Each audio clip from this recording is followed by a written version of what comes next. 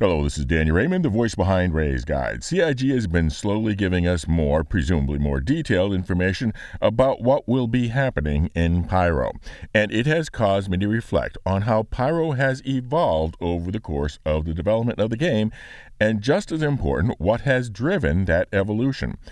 And in a disclaimer that I often have to make, I have no inside information about CIG. I am looking from the outside, like you, at CIG's behavior over the years. This is a story that lies at the intersection of game design and lore. CIG has a talented narrative team, and their contribution to the depth and cohesiveness of the verse is of inestimable value. But it is a weird dance. Art teams needs direction from the narrative team. The narrative team takes direction from game design because ultimately that's what's being created, a game. Often narrative has to jump through some pretty huge hoops, such as when game design wanted to make an in-game explanation for the regen system. So let's dial all the way back to the original lore, when the lore team was first setting out the 100 star systems that the stretch goal had said existed in the verse. Now, when you have to connect 100 dots, you can't make every one connect to every other one. That's too many lines and not particularly interesting. On the other hand, you can't just place them all in a line because that means to get from one end to the other is impossibly long.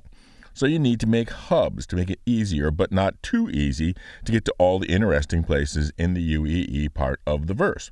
But if you give a system too many connections and too much importance, then it becomes a primary node rather than a connection. So you had Pyro, waypoint for many, destination for none. All it needed was one barely functioning refuel and resupply point, and that was Ruin Station. Remember that this was before CIG committed to making seamless procedural planets, and not only that, but creating the 64-bit coordinate system and the engine for doing them well. Not as monotonous as No Man's Sky, nor as gimmicked as Starfield. All they needed at that time was to say there's no place to land on this planet, and there was no place to land on the planet. And so all they needed was a reason to say why there was no place to land on a planet, and saying that it would be fatal served nicely. But suddenly, with all the planets being procedural, adventuresome explorers would be able to visit them. All of them, particularly if it was for only short times and they were wise to stick to the dark side of the planet or the Lagrange point 2s. So suddenly, the explorable content of even a second-tier place like Pyro exploded. But fully explorable procedural planets done right in an MMO meant that a whole new magnitude of server technologies were needed to manage that scope. Client and server object container streaming, bind culling, and the huge step of creating and separating the replication layer, and now static server meshings, and further on, dynamic server meshing. These have stretched out the time to have Star Citizen ready for multiple star systems, and has raised the now proven worry that it might be a long time before we have more than one star system, but also maybe it might be a long time until we have more than two. The importance of Pyro to the game increased. It now had much larger shoes to fill. But fill with what? CIG started introducing us to the idea of permanent inhabitants of Pyro living in rustic, ramshackle colonization outposts. But still remaining was the bit of lore that there was only one real station in Pyro, Ruin Station, and thus Pyro had to be a place of extreme self-reliance. If you travel more than one fill-up from Ruin Station, you would be needing to create or arrange with other players for your fuel supply, for example. The Starfare was going to be super relevant. Ships such as the Odyssey were designed and sold based on their being able to achieve the radical self-reliance that would be needed for Pyro. The Odyssey. This ship is something else, huh? I mean, supposedly it basically becomes your own personal space station. Imagine just taking this thing out as far as you can, dropping anchor and just living. I mean, that's it, Jimmy. The Whitley's just got their hands on an Odyssey prototype. I'm sure they wouldn't mind if I borrowed it, for a little sabbatical someplace. I don't know, like the Pyro system. Yeah, or someplace like that. I mean, someplace where no one will bother me. A year later, Jack's Odyssey was gone, as well as the notion of Pyro being such an empty place. Dangerous and unpredictable for sure, but not empty. Clearly, Pyro was moving in an entirely different direction. A key point in that change to Pyro was the first XenoThreat event, followed by Siege of Orison. XenoThreat was a large, complex organization capable of launching major coordinated events with large ships. Of the choice of having them come from Terra, from Magnus, or from Pyro, only Pyro made any sense, but that meant that Pyro had a lot going on there, unless they wanted Pyro to be nothing but XenoThreat, and that would have provided little opportunity for many players. At the Pyro playground at the last CitizenCon, we were immersed, literally, in Checkpoint Station.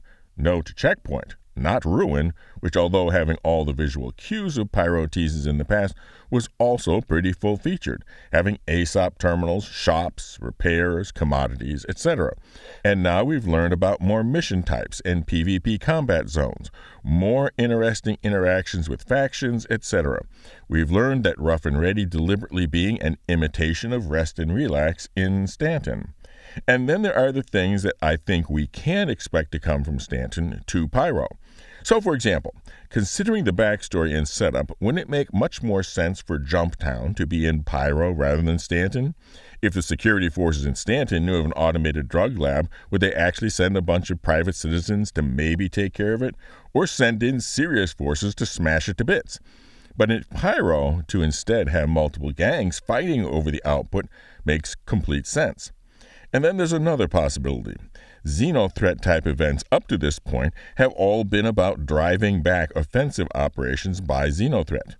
Now that XenoThreat's home base is within playable space, the whole realm of offensive operations to take out XenoThreat is available for event and mission design. But I think that there might have been another driving force behind the abandonment of the extreme self-reliance concept for Pyro. Too much Pyro, too few players. It is like the situation we often currently face with medical rescue beacons. When you really need one, nobody is doing them close enough to have it be worthwhile for them.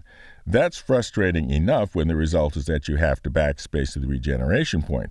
But if you are stuck in space with no fuel, it is even more frustrating because there's no backspace option. So it seems that CIG came to the realization that there was a minimum set of player services that a solar system had to have available in order to be essentially a playable system for Star Citizen.